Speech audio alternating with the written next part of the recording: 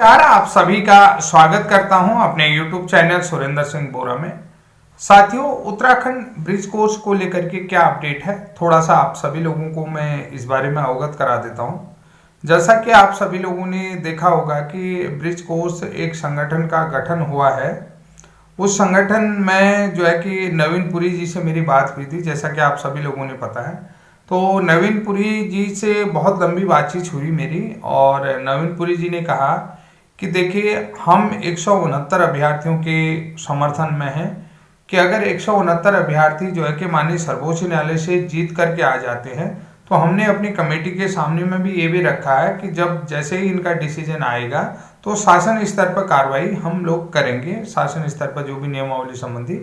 तो उन्होंने ये भी बोला कि हम कभी भी 169 लोगों के अगेंस्ट में नहीं है, हम 169 लोगों के समर्थन में हैं, और जहां भी हमें 169 लोगों को समर्थन देना होगा, क्योंकि ये लोग लंबे समय से फाइट कर रहे हैं और लंबे समय से जो है कि अपने अधिकारों की लड़ाई लड़े हैं या हमारे अधिकारों की लड़ाई लड़े हैं, कि ये अपने अधिकारों की लड़ाई नहीं कर सकते हैं, इसको हम हमारे अधिकारों की लड़ाई लड़े कि अगर ब्रिज कोर्स से वैलिड होगा तो सभी के लिए फिर वो वैलिड होगा, सभी के लिए दिशा निर्देश तय होंगे।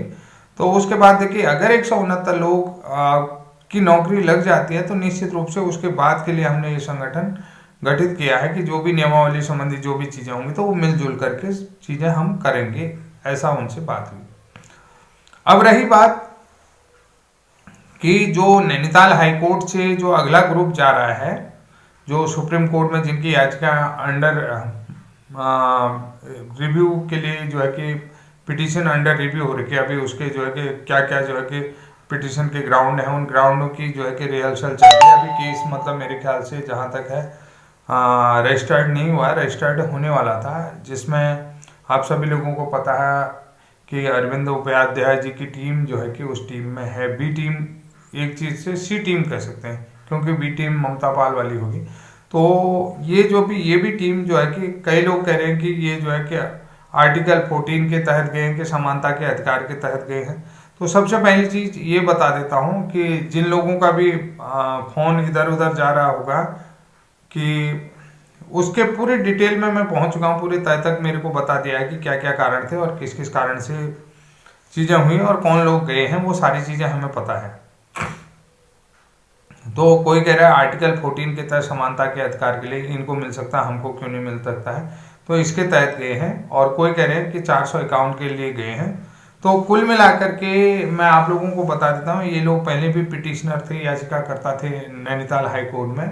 तो लगभग दिसंबर 2024 में आसपास इनका केस फाइनल हो गया था। तो आफ्टर 1 ईयर के बाद जो है कि इनका केस रजिस्टर्ड होगा माननीय सर्वोच्च न्यायालय में, जो कि काफ़ी लेट हो जाएगा।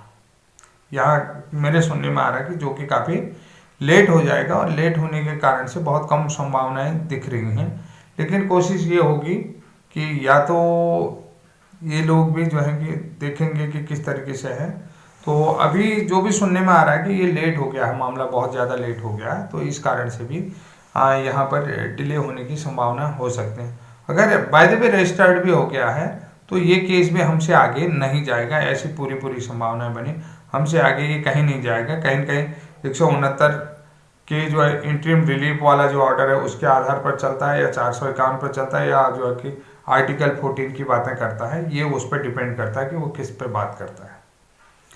तो कुल मिलाकर के जो भी चीज़ें मिल रही हैं, जो भी अगर मैं इसको समराइज करूं, अगर इसको सिमुलेटेट करूं, तो सिमुलेटेट करने की बात कर रहा हूं, तो अभी तक जो ब्रिज कोर्स का एक गठन हुआ है राज्य स्तरीय, तो उसमें जो है कि शासन स्तर पर जो है कि अभी एक बातचीत चल रही है, उसके लिए गठित की गई है। तो वो नियमावली आदि चीज़ों को अभी देख रहा है कि जैसे जैसे सिर्फ जो है कि ब्रिज कोर्स में सुप्रीम कोर्ट से डिसीजन आ जाए, तो उसके बाद हम आगे जो है कि 169 लोगों का जो भी प्रोसीजर होगा, उसके बाद ही हम लोग देखेंगे कि इन लोगों का हो रहा है, तो फिर सभी लोगों के लिए नियमावली बनाई जाएगी। तो इस तरीके से वो गठन किया गया है। तो साथियों, अब बात हम लोग कर लेते हैं कि ममता पाल वाले केस में। देखिए, ममता पाल वाला केस आप लोगों को पूरी चीज़ें मैंने आप लोगों को दिखा दिया है, और उसकी हियरिंग भी आप लोगों ने देख ली है कि मेरे चैनल में वो सारी चीज़ें उपलब्ध हैं। तो यहाँ कुल मिलाकर के अब रही बात कि इस केस का क्या प्रभाव पड़ेगा। 169 लोगों का जो भी आप लोगों ने देखा है, तो उसमें आप लोगों ने देखा रिजर्व के संबंधी में सर्कुलर जारी हो चुका है, उसमें इंटरिम आदेश हो चुका है।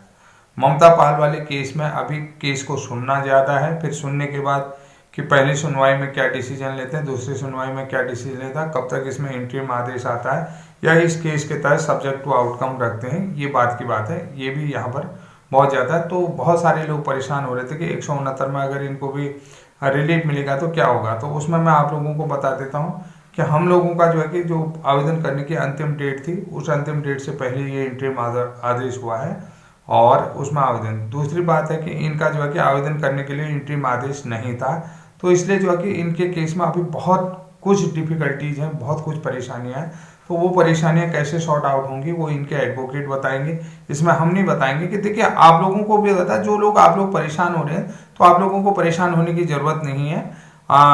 देखिए इनके एडवोकेट इनको आगे आगे जैसे जैसे केस को मेरिट पे लाएंगे, कैसे मेरिट पे लाते हैं, कैसे उस चीज़ की बात करते हैं। अभी तो जो है कि सेम ऑर्डर का जो है कि बेनिफिट ये लोग चाह रहे हैं, तो सेम ऑर्डर के बेनिफिट में आप लोगों को बता दिया है कि इन लोगों का जो है कि अभी सुप्रीम कोर्ट से इंटरिम ऑर्डर नहीं हुआ है और जब लास्ट डेट होगी तब ये इनने हाई कोर्ट में उसी ऑर्डर के आधार पर फाइल किया था।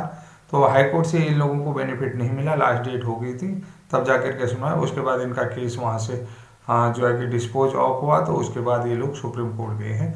आप लोगों ने हाई कोर्ट की भी सुनवाई देखी। देखिए अब जैसे जैसे चीज़ें बनेंगी, मेरिट पर बनेंगी, आप लोगों को इसी तरीके से वीडियो दिखाएंगे, तो इसी हिसाब से आगे आप लोग देखेंगे कि क्योंकि जो होने वाला है वो चीज़ें हम आप लोगों को बता देते हैं, आगे कुछ भी नहीं ऐसा एक्स्ट्रा हम बोलते हैं कि आप लोगों ने देखा हो।